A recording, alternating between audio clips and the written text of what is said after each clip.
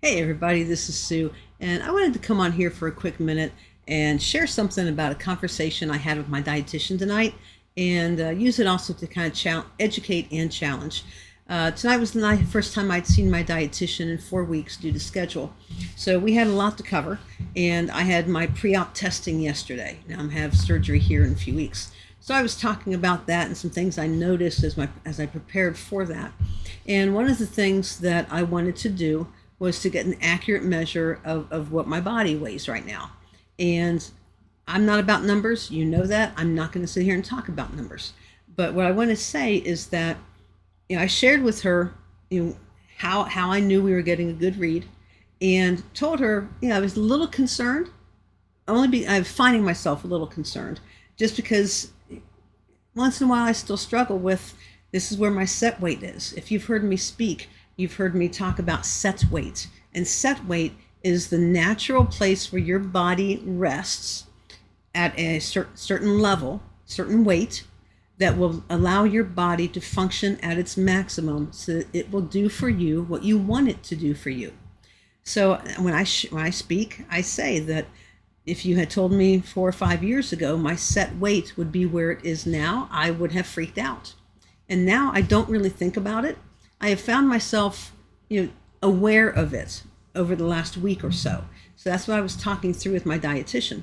And one of the things that she said was very helpful to me because, as anybody else, between menopause, between just regular, biology, with the pandemic and lack of mobility, not being as active as I may have been over the last few years, having been more sedentary, and then just the fact that I am getting older.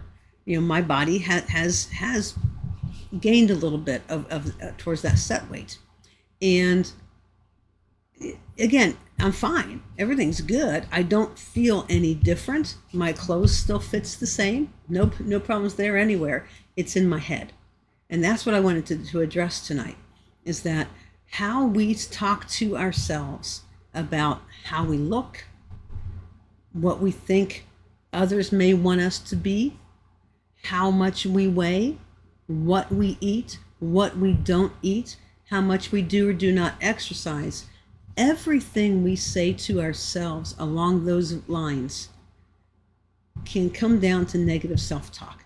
And here's what I mean. What I'm trying to say is that my dietitian was sharing with me that it is natural for us as we get older for our bodies to retain a little more weight. That is natural. It's how God designed us. A lot of times we're fighting against God and we're going to lose. I was not aware of that. She said that she didn't even hear that in all of her years of schooling to be a registered and licensed dietitian. And what she said is that as we get older, our appetite decreases. That's just natural. We saw it with Mom. We see it with my 95-year-old aunt and uncle. We see it a little bit with Dad. As we get older, it's scientifically proven the brain starts to shrink and the appetite starts to shrink. And because the appetite starts to shrink, we start losing weight.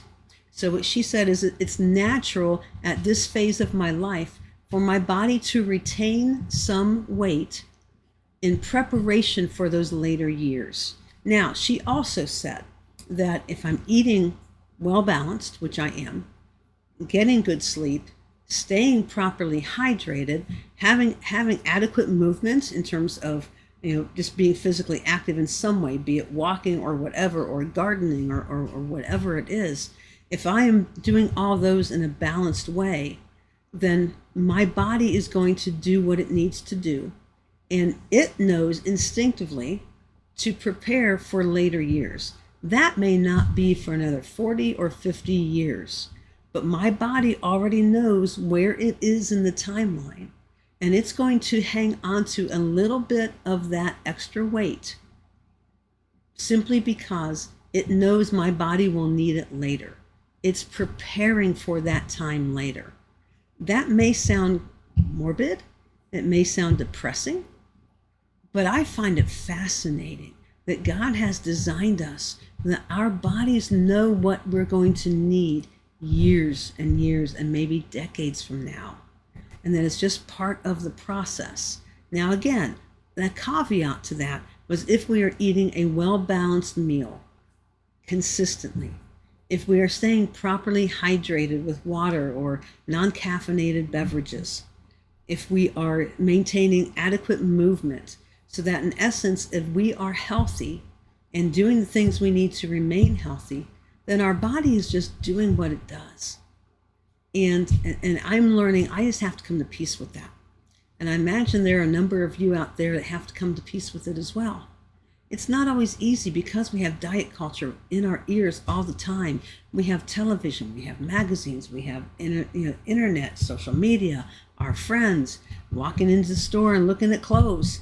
We have all that coming after us. But here's the thing. We're fighting against science. We're fighting against the way God has designed us to be. And I'm simply here to say, to encourage you to consider that line of thought and see what that does in terms of how you think about yourself, how you talk to yourself, how you feel about what you look like and your appearance. And hopefully, as we come to terms with it, as we learn to accept that, then hopefully some of those other negative pressures we put on ourselves will start to settle, and we'll kind of settle down, and we'll just be at peace and say, you know what, this is me, and my body is serving me the way it needs to. It's doing for me what I want it to do, so I'm okay with that. I think we need to learn to be more comfortable in our own skin, and I'm learning that as well. So have a good night. I appreciate you listening. Thanks.